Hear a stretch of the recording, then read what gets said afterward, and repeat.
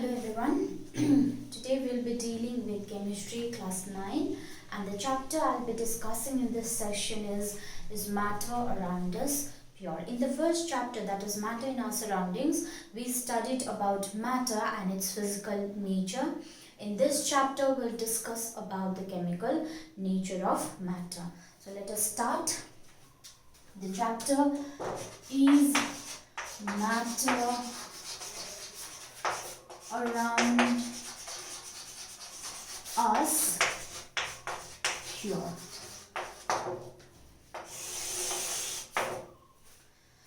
On the basis of chemical composition, matter can be divided into or classified into two types. First is the pure substance and the other is mixture. So based on chemical composition, matter are of two kinds, pure substance and mixture. Now, pure substance is that sample of matter which contains only one kind of matter in it or one kind of substance in it. Okay, so pure substance contains one kind of substance in it. And the example of pure substance are common salt that we eat every day, water, sugar, etc. All these are examples of pure substance. Okay. Now, from the definition, we know that pure substance consists of only one kind of substance. But if you look at the example over here, like for example common salt, the chemical formula of common salt is NaCl. That of water is H2O, sugar is C6H12O6. So from the example, from the formula, we come to know that common salt has two elements in it, sodium and chlorine. Water contains hydrogen and oxygen. Sugar contains carbon, hydrogen and oxygen. Here we have mentioned only one kind of substance, but here when we see the composition, it is made up of two kinds. Please do not be confused. Pure substance actually means those kind of matter which cannot be separated by any physical method. Okay, for example, let us take common salt.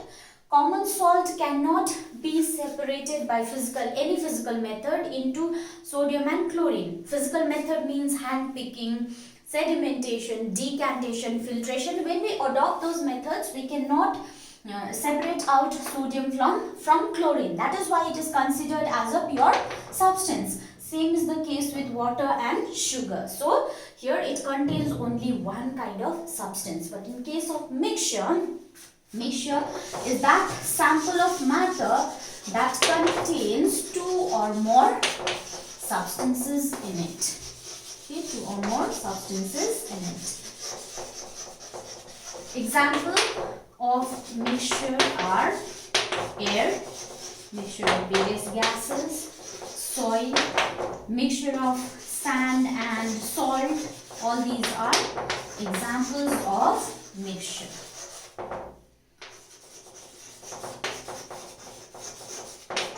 Okay, so these are the difference between pure substance and mixture. Matter is classified on the basis of chemical composition. Now let us study the characteristics. First we'll come to pure substance, then we'll deal with mixture. So we'll study about the characteristics of pure substance. Okay, what are the characteristics of pure substance?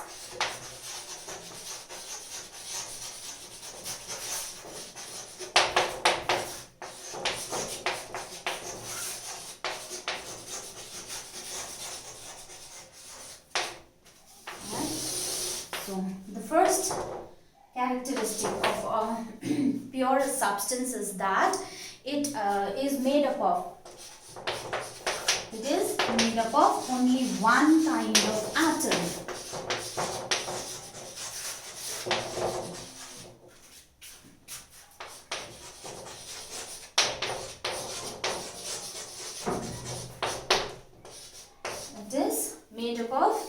one kind of atom or a single atom. It is also perfectly uniform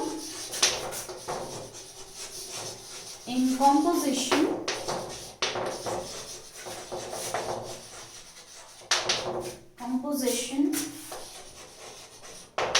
and properties.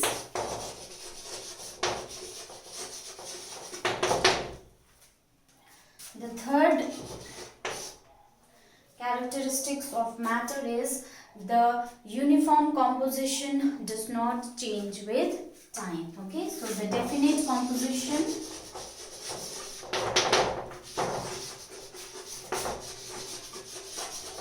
does not change with time. And the last characteristic of pure substance is that the purity of a pure substance can be the pure substance has definite melting point, boiling point, density, etc. So it has definite melting point,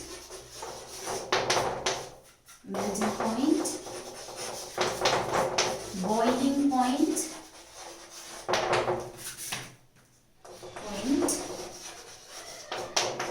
density, etc. So these are the four characteristics of a pure substance. Based on these characteristics, we can identify a pure substance. Now, how can the purity of a pure substance be checked, or how can you know whether a substance is pure or not? The last characteristic, it is mentioned in characteristic of pure substance that pure substance have definite means fixed melting point and boiling point, or density or refractive index. So they have the fixed, their melting point, boiling point, etc. are fixed. So from there we can determine the purity of a substance. Okay. For example, let us take the example of water.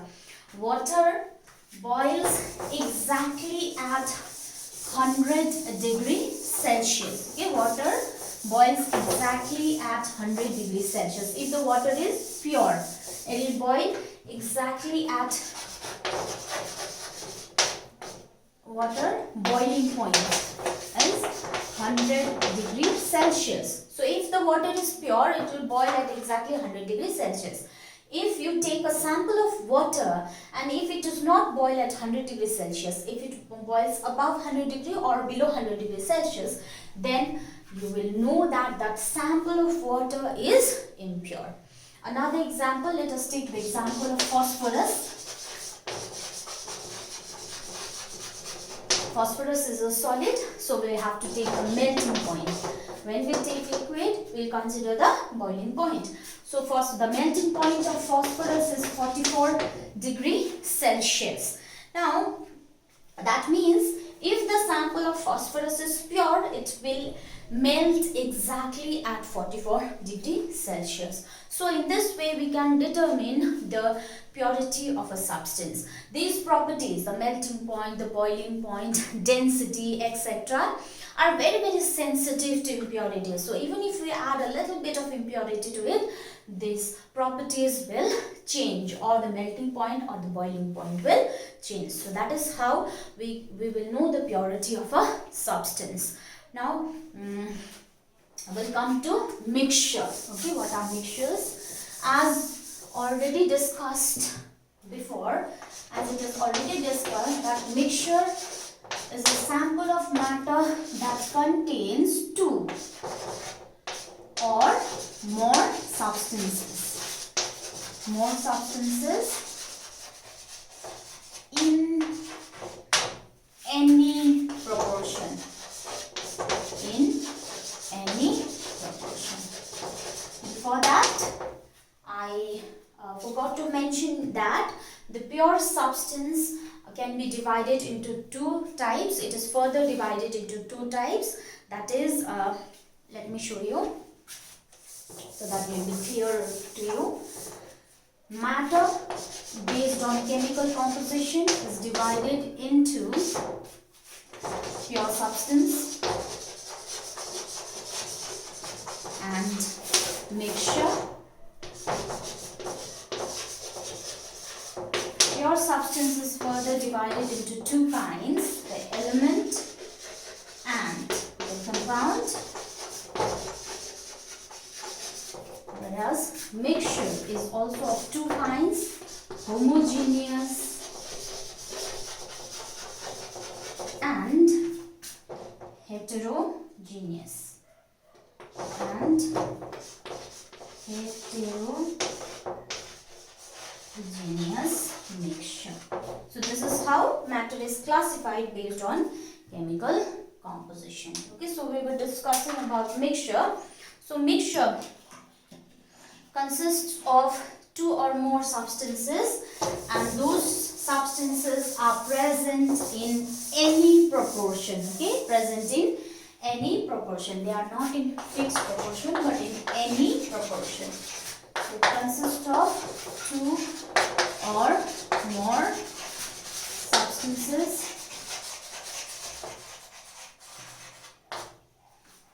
in any proportion. Okay. Secondly, the substances that make up the mixture, or the substances that are present in the mixture,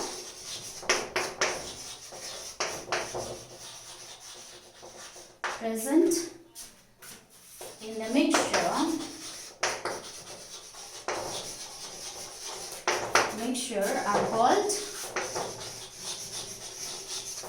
components of the mixture or constituents of the mixture. Okay. To make you understand more about mixture and the components and its components, I'll give you a very tasty example, that is of jhalmuri. All of you have eaten jhalmuri. So in jhalmuri is a mixture because it contains so many things inside it. Some of the things are muraya or puffed rice, onion, tomato, chili, we add spices, so many things into jhalmuri. So jhalmuri is a mixture.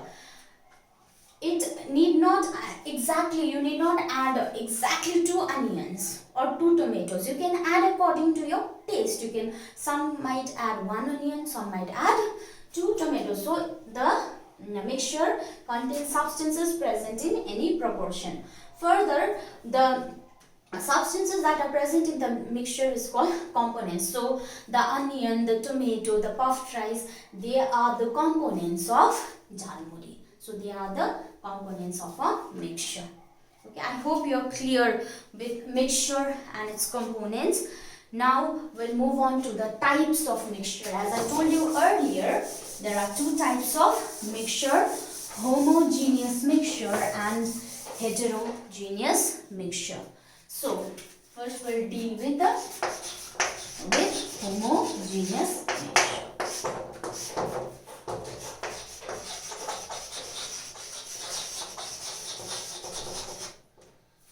And heterogeneous.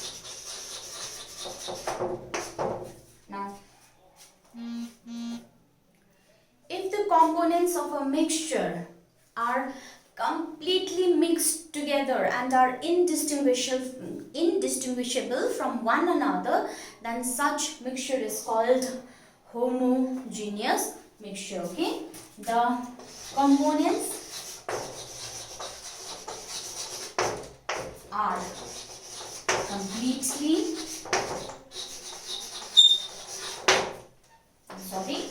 mixed together.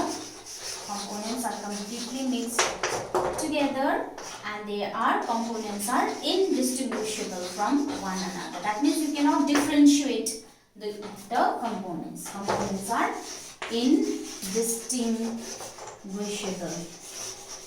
So such mixture are called homogeneous mixture. Write it here. Components are indistinguishable.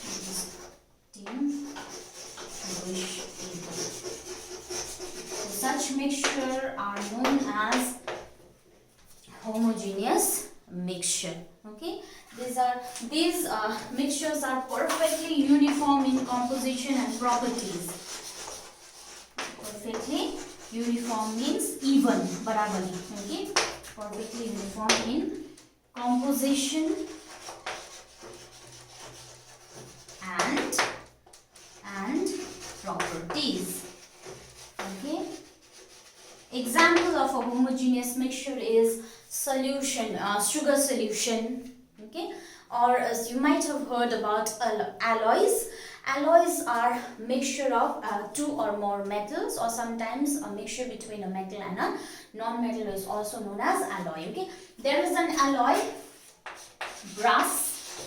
It is a mixture of two metals, copper and zinc. Okay, in brass 70% is copper, whereas 30% is zinc. So in this way you can see that homogeneous mixture, you cannot distinguish in brass you cannot distinguish copper and zinc from one another. Similarly in sugar solution also, when you mix sugar in water, you will not be able to, after the sugar gets dissolved in water, you will not be able to identify where is sugar, where is water. So such mixture is known as homogeneous mixture. Now heterogeneous mixture, if the mixture contains physically distinct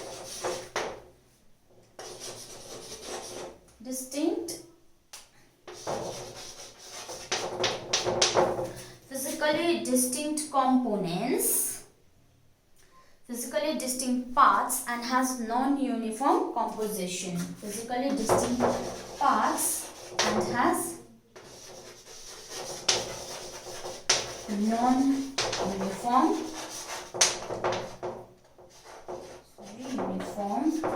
composition. Okay, here the components, they can be distinguished from one another. Okay, and they have non-uniform compositions at different locations in the mixture. Okay, example could be muddy water in a pond,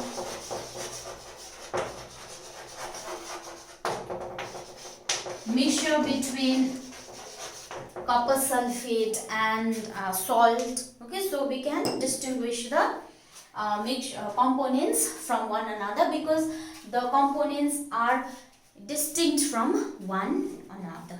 Okay, now we'll move on to the characteristics of mixture.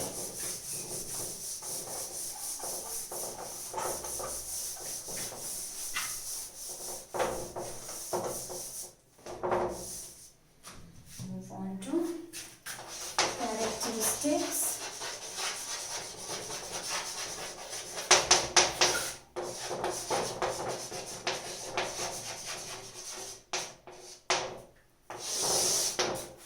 Characteristics of mixtures. In a mixture, the constituents may be present in any proportion. The components can be present in any proportion.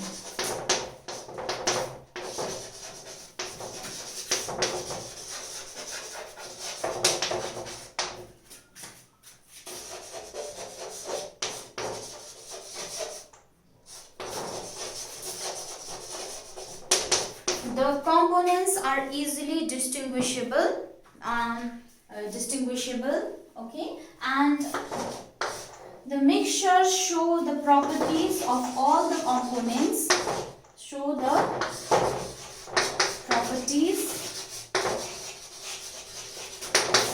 of all the constituents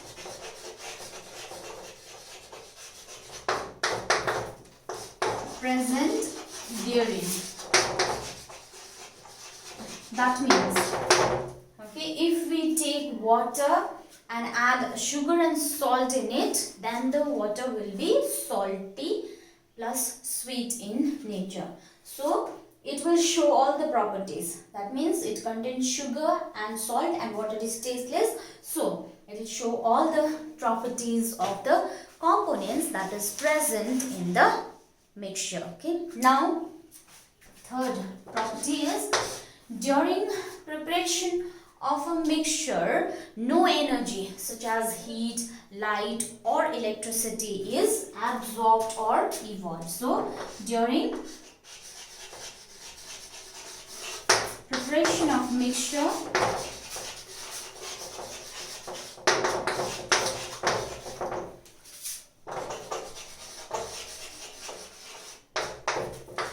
no energy such as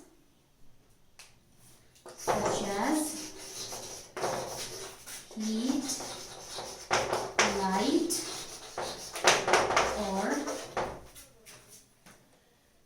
electricity is absorbed or evolved. Evolved means given out. So no any you do not need any, you need not supply any sort of energy in preparing a mixture, and while the mixture is prepared, no energy will also be released. It will not be evolved. Okay. So mixtures,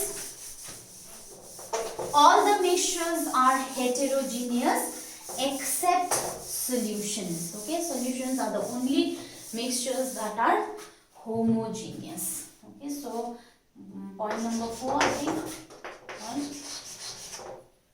Mixtures are heterogeneous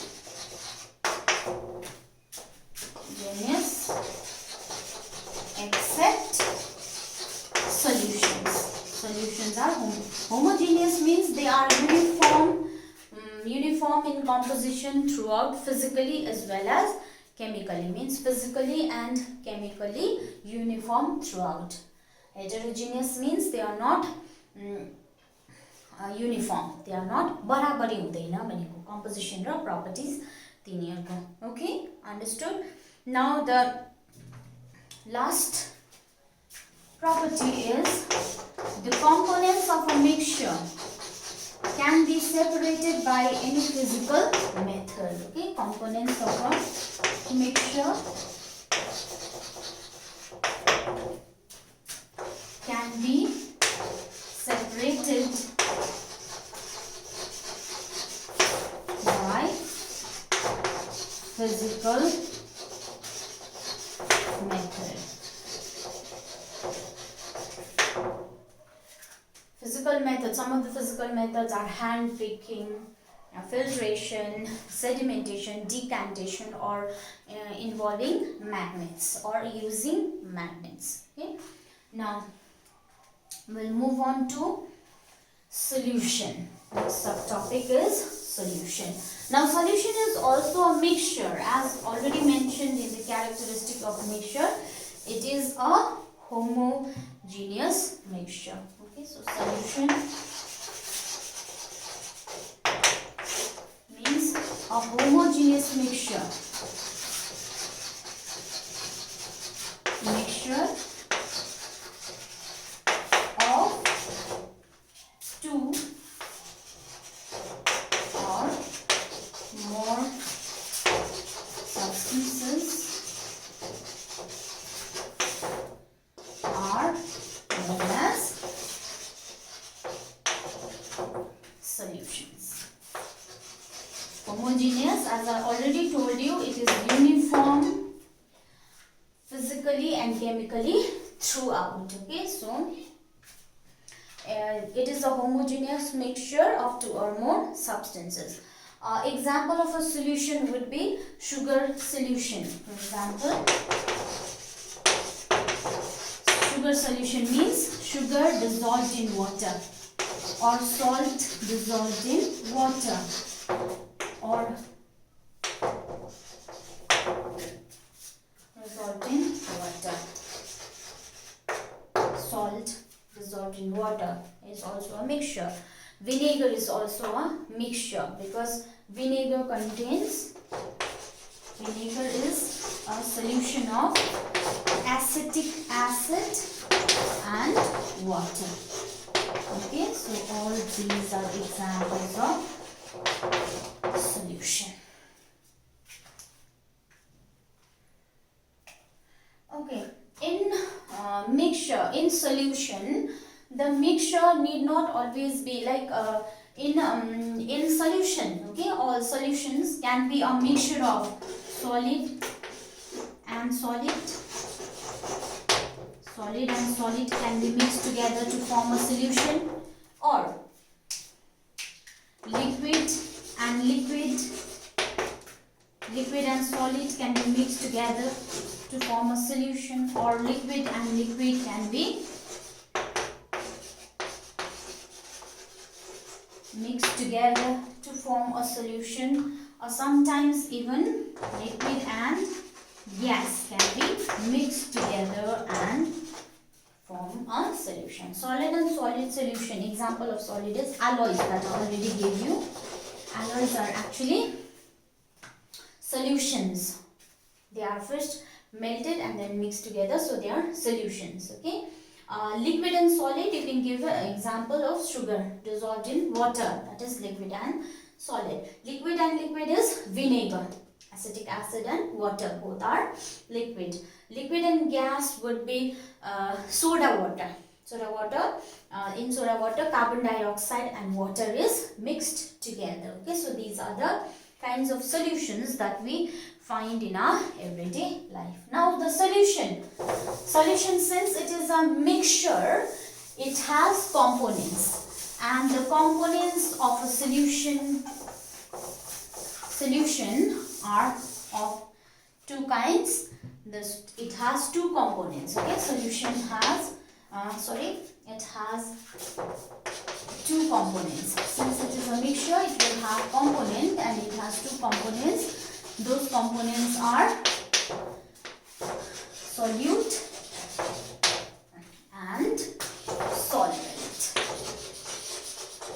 Okay, just discuss them one by one. First we'll discuss solute. Solute is the substance which is dissolved to obtain a solution. Substance which is dissolved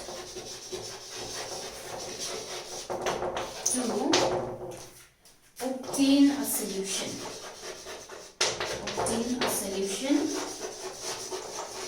It is present usually in lesser quantity. Okay. Next component of a solution is solvent.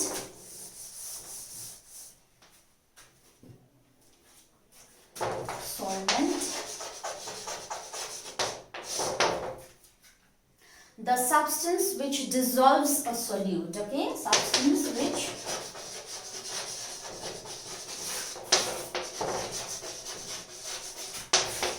dissolves solute is known as solvent. Okay, it is present in larger quantity.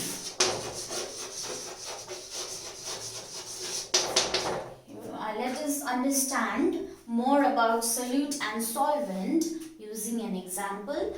Let us take the example of sugar solution. Sugar and water, when they are mixed together, it forms sugar solution. In this sugar solution, since it is a solution, it will contain both solute and solvent. The solute is a sugar and the solvent is water. So similarly, can you tell me which is the solute and solvent in salt solution? You can message me the answer if you know it. Right now, most of the solutions, they have solutes usually in solid form and solvent in liquid form, but sometimes the solute can also be in liquid as well as gaseous form, or sometimes the solvent can also be solid as well as liquid form, as well as gaseous form. Okay, let us take some examples. I already discussed those examples, but still I'm giving you the example. Alloy. Okay, alloy. Alloy here. Alloy, that is let us brass.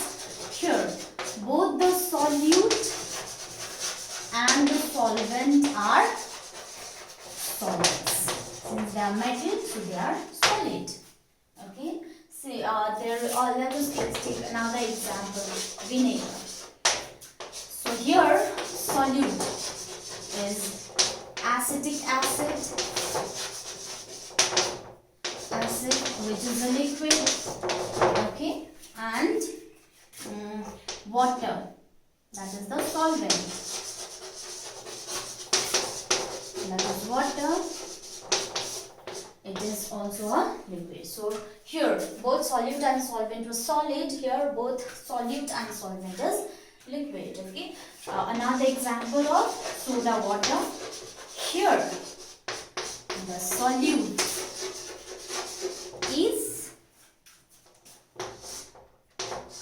carbon dioxide. So it is a gas. Okay. And the solvent is water.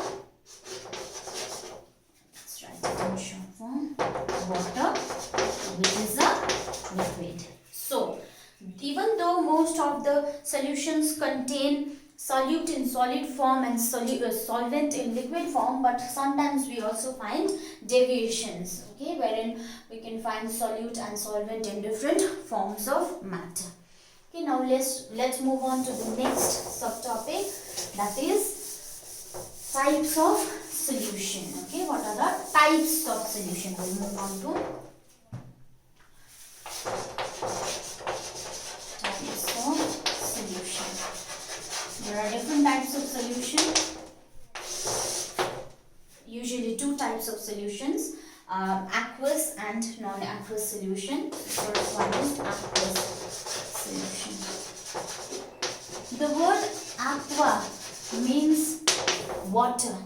Okay, so from the name itself we can make out that the solution in which water is the solvent. Okay, water is the solvent are aqueous solutions. Example would be sugar solution, salt solution, vinegar, soda, water, etc. All these contain water as the solvent. Since water can dissolve a large number of substances, water dissolves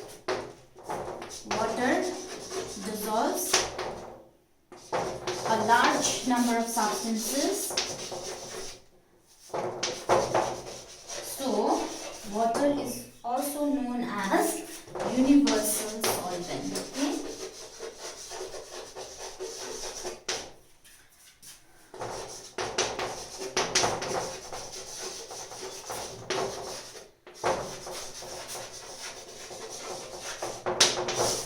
Universal solvent. Alright. Now let's move on to another type of solution, that is the non-aqueous solution.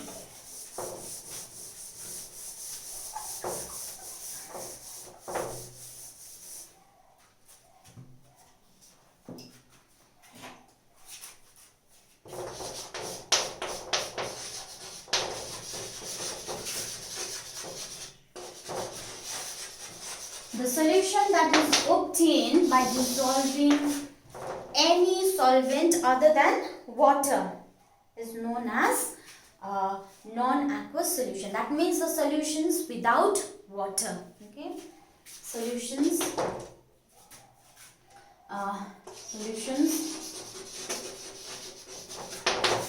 obtained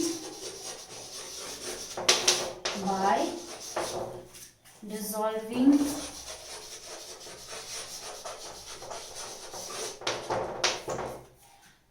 the solutions that is obtained by dissolving in any solvent, any other solvent.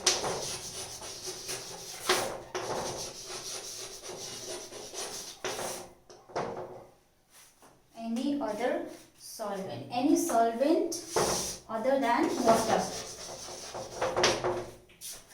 Other than water are non-aqueous solutions. Example would be tincture iodine. Tincture iodine is used in hospitals wherein you get cuts and then you go to the hospital. They will apply a blue kind of a liquid or brownish kind of a liquid, that is tincture iodine. It is obtained by adding iodine in alcohol. Okay, that is tincture of iodine.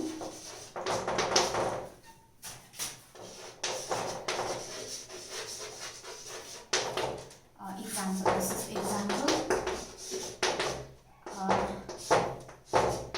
Another example is dissolving sulfur in carbon disulfide. Sulfur in carbon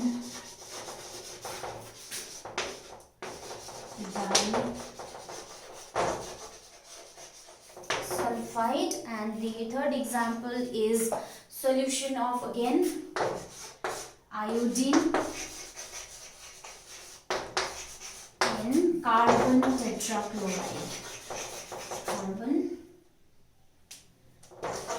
tetrachloride. So these are the two types of solution based on the nature of the solvent. What kind of solvent is present in the solution.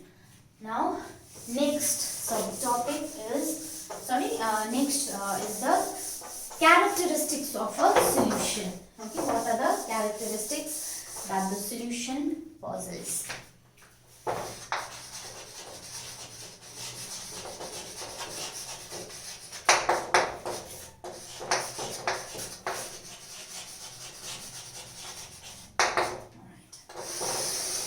Characteristics of a solution.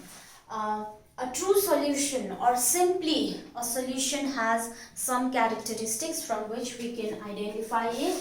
The first characteristic is it is a homogeneous mixture.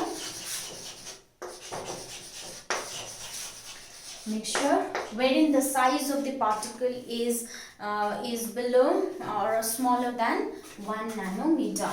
Wherein the size of the particles or the components of the mixture are smaller than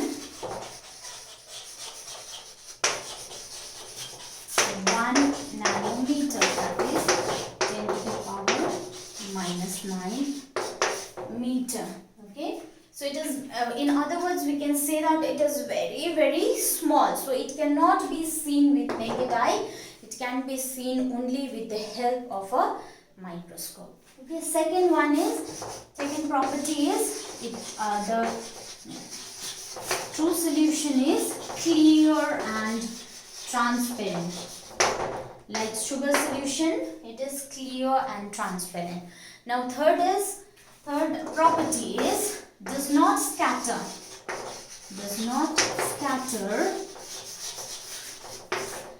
beam of light.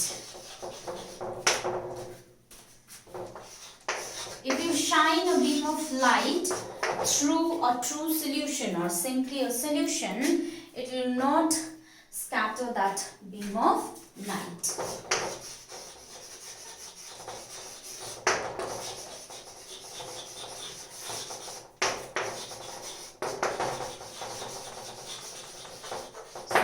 Beam of light passing through the solution will not be scattered because of the very small size of the particles. Okay, the path of the light will not be visible in a solution.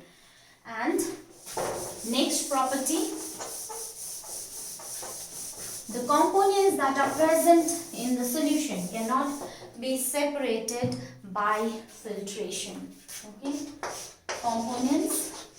this one is fourth. Components cannot be separated by filtration. by filtration, because both the particles are very small in size, so they will easily pass through the pores of the filter paper.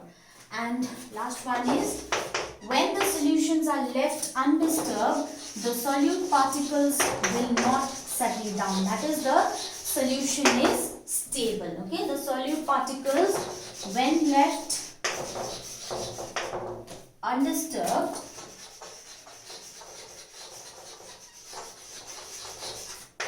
will not settle down.